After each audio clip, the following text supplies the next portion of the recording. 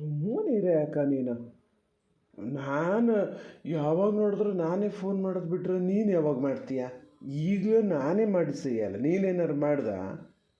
ಬರೀ ನಂಗೆ ಬೈಯೋದೊಂದು ಕಲ್ತ್ಕೊಂಡಿರಿ ನೀನು ಅಮ್ಮ.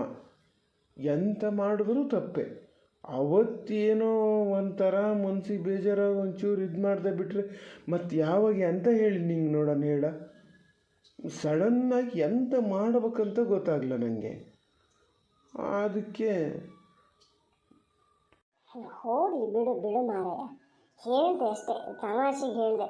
ನಾನು ಫುಲ್ ಬ್ಯುಸಿ ಇದ್ದೀನಿ ಮಾರಯ್ಯ. ಆಫೀಸಲ್ಲಿ ಒಂದಲ್ಲ ಒಂದು ತಲೆನೋವು. ಮನೆಗೆ ಹೋದರೂ ಒಂಥರ ಅಯ್ಯೋ ದೇವ್ರೆ, ನನಗೂ ಸಾಕಾಗಿ ಹೋಗ್ಯದ ಕಣ ಪಾಪಣ. ಹೂನೇ ಅಕ್ಕ, ನಮ್ದೊಂಥರ ಗ್ರಾಚಾರನೇ ಸರಿ ಇಲ್ಲನೋ ಅಂತ ಕಾಣದ. ಅವತ್ತು ಶಾರದನ ದುಡ್ಡು ಹಂಗೆ ಆಗಿದ್ದು ಹೇಳಿದ್ನಲ್ಲ ನಾನು. ಮೊನ್ನೆ ಎಂತ ಆಗಿದೆ ಗೊತ್ತಾ? ಎಷ್ಟೊತ್ತಾಗಿದೆ, ಊಟಕ್ಕೆ ಬನ್ನಿ ಅಂತ ಕರೀತ ಎಂತ ಮಾಡ್ತಾ ಇದ್ದಾರೇನ? ಓ, ಫೋನಲ್ಲಿ ಮಾತಾಡ್ತಾ ಇದ್ದಾರಲ್ಲ ಯಾರ ಹತ್ರ?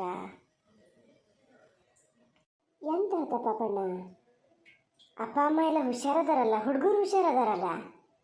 ಅಯ್ಯೋ ಇಲ್ಲ ಇಲ್ಲ, ಹಂಗೇನಿಲ್ಲ ಕಣೆ, ಆ ಥರ ಏನಿಲ್ಲ. ಮೊನ್ನೆ ಎಂತ ಆಗಿದ್ದು ಗೊತ್ತಾ? ನಾನು ಗುಂಡಪ್ಪಣ್ಣ ಅನಿಲ ಎಲ್ಲ ಒಟ್ಟಿಗೆ ಇದ್ದೀವಿ.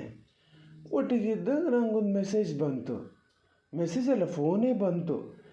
ನಿಮ್ಮ ಅಕೌಂಟಿಗೆ ಮಿಸ್ ಆಗಿ ದುಡ್ಡು ಹಾಕ್ಬಿಟ್ಟಿನಿ, 9,000 ರೂಪಾಯಿ, 9,000 ಎಷ್ಟೋ ಚಿಲ್ಲರೆ ಕಣೆ ಹಾಕಿನಿ. ನಂಗೆ ಯಾವುದೋ ತಾಯಿಗೂ ನಮ್ಮ ಅಮ್ಮಗೆ ಹುಷಾರಿಲ್ಲ, ಆಸ್ಪತ್ರೆಗೆ ಸೇರಿಸ್ಕೊಂಡಿನಿ, ತಪ್ಪಾಗಿ ಮೆಡಿಷನಿಗೆ ಹಾಕೋ ಬಿಲ್ ನಿಮಗೆ ಬಂದುಬಿಟ್ಟದೆ, ಹಾಗೆ ಹಿಂಗೆ ಅಂತೇಳಿ ಯಾವುದೋ ಹುಡುಗಿ ಹೊತ್ತಂಗೆ ಆತೆ ಅಂತ ಜೋರು ಹೊತ್ತು.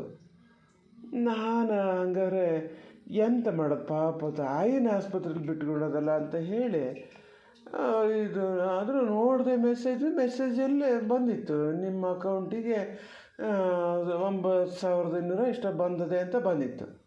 ತಕ್ಷಣ ಹಾಕೇ ಬಿಟ್ಟೆ ಕಣೆ ವಾಪಸ್ಸು. ಅನಿಲ್ ಹೇಳ್ತಾನೇ ಇದ್ದ, ಬೇಡ ಬೇಡ ತಡೀರಿ ನೋಡೋಣ ಅಂತ. ನಾನು ಹಂಗಾರೆ ತಾಯಿಗೆ ಹುಷಾರಿಲ್ಲ ಅಂತ ಯಾರು ಸುಳ್ಳು ಹೇಳ್ತಾರೆ ಅಂತ ಹಾಕಿದ್ದೆ. ಫುಲ್ಲು ಫೀಸಿಗೆ ಅಂತ ಇಟ್ಕೊಂಡಿದ್ದೆ.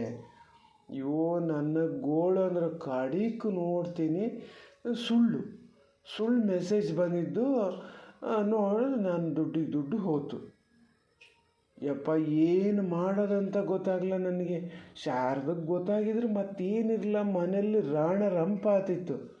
ಕಡಿಕೆ ಗುಂಡಪ್ಪಣ್ಣ ಅನಿಲ ಇಬ್ಬರು ಸೇರಿ ಅರ್ಧ ದುಡ್ಡು ಕೊಟ್ಟರು. 4,500 ತೊಗೊಂಡೋಗಿ ಫೀಸ್ ಕಟ್ಟಿ ಬಂದೆ. ಯಪ್ಪ ದೇವರೇ, ಮರತಿ ಅಕ್ಕ. ಅಯ್ಯೋ ಪಾಪಣ್ಣ, ನೀನು ಇಷ್ಟು ದಡ್ಡಾದ್ರೆ ಹೆಂಗ ಮರಯ್ಯ? ನಿನ್ನ ದಡ್ಡತನಕ್ಕೆ ಗ್ರಾಚಾರಕ್ಕೆ ಇಟ್ಟದೆ ಮನೇಲಿ ಸರಿ ಇಲ್ಲ ಹಾಗೆ ಎಲ್ಲ ಹೇಳ್ತಿದ್ದೀಯಾ? ಯಾರು ಹಂಗಾರೆ ಹಿಂದೆ ಮುಂದೆ ನೋಡಿದೆ ನೀನು ಅಟ್ಲೀಸ್ಟ್ ನಿನ್ನ ಬ್ಯಾಂಕ್ ಬ್ಯಾಲೆನ್ಸರು ನೋಡ್ಕೋಬೇಕು, ಹೌದಲ್ಲ? ಅವಾಗ ಗೊತ್ತಾಗ್ತಿತ್ತಲ್ಲ ದುಡ್ಡು ಎಷ್ಟು ಅದೇ ಏನು ಅಂತ. ದಿವ್ಸ ಬೆಳೆದಾದ್ರೆ ಟಿ ವಿಲಿ ಹೇಳ್ತಿರ್ತಾರೆ, ಎಲ್ಲರೂ ಹೇಳ್ತಾರೆ ಹಿಂಗೆ ಮೋಸ ಮಾಡ್ತಾರೆ ಅಂಥೇಳಿ. ಮಾರಾಯ, ನೀನು ಯಾಕಿಷ್ಟು ದಡ್ಡಾಗಿ ಹೋದೆ ಹೇಳು? ಇಷ್ಟಾಗಿದ್ದಕ್ಕಾತು. ಎಲ್ಲರೂ ಸ್ವಲ್ಪ ಜಾಸ್ತಿನೇ ಆಗಿದ್ರೆ ಇನ್ಮೇಲಾರು ಸ್ವಲ್ಪ ಜಾಗೃತಿ ಇರು. ಅಮ್ಮಗೆ ಗೊತ್ತಾಗ್ಲಣ್ಣ? ಅಮ್ಮ ಬೈಲ ನಿಂಗೆ? ಇಲ್ಲ, ಅವ್ರ ಅತ್ತೆ ಸೊಸೆ ಇಬ್ಬರಿಗೂ ಗೊತ್ತಿಲ್ಲ. ಗೊತ್ತಾದ್ರೆ ಮತ್ತೆ ಬೈದೆ ಬಿಡ್ತಾರಾ? ಅಯ್ಯೋ, ಶಾರದಕ್ಕೆ ಗೊತ್ತಾದ್ರಂತೂ ನೀವು ಯಾತಕ್ಕೂ ಬೇಡದಿದ್ದರು ಹಿಂಗೆ ಮೊದಲೇ ಹೇಳ್ತಿರ್ತದೆ, ಜವಾಬ್ದಾರಿ ಇಲ್ಲ ಅಂತ. ಇನ್ನಿದು ಒಂದು ಗೊತ್ತಾಗ್ಬಿಟ್ರೆ ಮತ್ತೇನಿಲ್ಲ. ಹಂಗಾಗಿ ಅದಕ್ಕಂತೂ ಹೇಳಲೇ ಇಲ್ಲ. ನೀನೆಲ್ಲರೂ ಮಾತಾಡ್ತಾ ಹೇಳ್ಗಿಳಿಯಾಕ? ಅಯ್ಯೋ, ನಾನು ನಿನ್ನ ಹತ್ರನೂ ಹೇಳಬಾರ್ದು ಅಂತ ಮಾಡಿದ್ದೆ. ಮತ್ತು ನೀವು ಒಂಥರ ಮನ್ಸಿಗೆ ಬೇಜಾರು ಮಾಡ್ಕೊಂಡಲ್ಲ, ನಂಗೆ ಒಂಥರ ಅನ್ನಿಸ್ತೆ. ಹಾಗಾಗಿ ಎಲ್ಲ ಹೇಳ್ಕಿಬೇಕು ಅನ್ನಿಸ್ತು, ಹೇಳಿದೆ. ಹೊಟ್ಟೆ ಉರಿತದೆ ಅಕ್ಕ.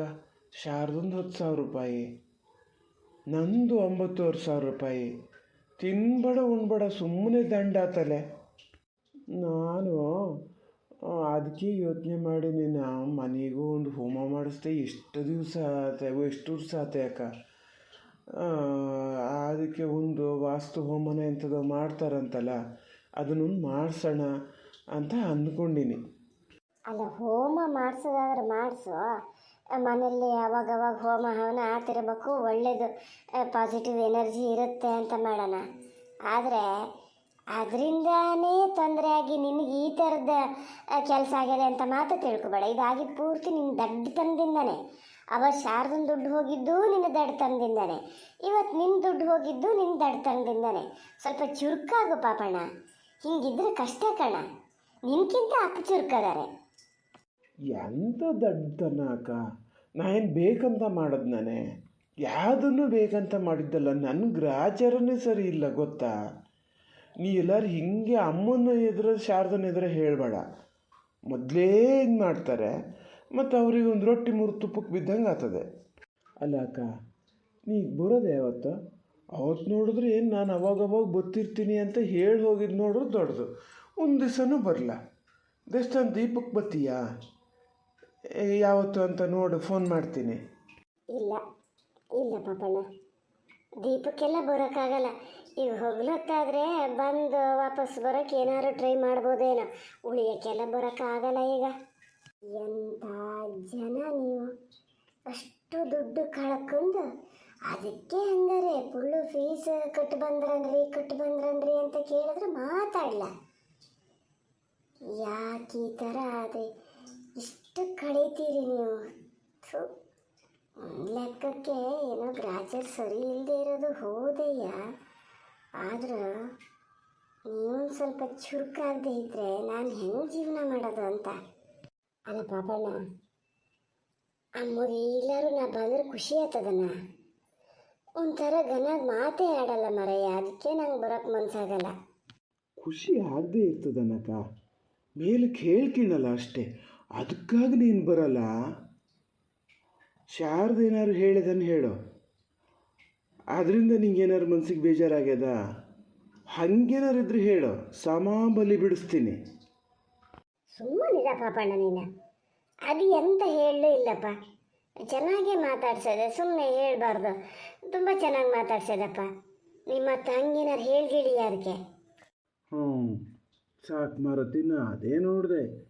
ಮೊದಲೇ ನಾನು ಹೇಳಿಟ್ಟಿದ್ದೆ, ಹೆದರ್ಸಿಟ್ಟಿದ್ದೆ. ನೀನು ಏನಾರು ನಿನ್ನಿಂದ ನಮ್ಮ ಅಕ್ಕನ ಮನಸ್ಸಿಗೆ ಬೇಜಾರಾದ್ರೆ ಮಾತ್ರ ನಾನು ಸುಮ್ಮನಿರಲ್ಲ ಅಂತ. ಅದಕ್ಕೆ ಸ್ವಲ್ಪ ತಗ್ಗಿ ಬಗ್ಗೆ ನಡ್ಕೊಂಡದೆ. ಇಲ್ಲಿದ್ರೆ ಅದೇನು ಸಾಧಾರಣ ಗಿರಾಕಿ ಅಂತ ಲೆಕ್ಕ ಹಾಕ್ಬೇಡ ನೀನು. ಸುಮ್ಮನಿರ, ಎಂಥದೇನು ಹಿಂತಿ ಸುದ್ದಿ ಹಂಗೆ ಹೇಳ್ತಾ ಇದ್ದೀಯ ಪಾಪಣ್ಣ?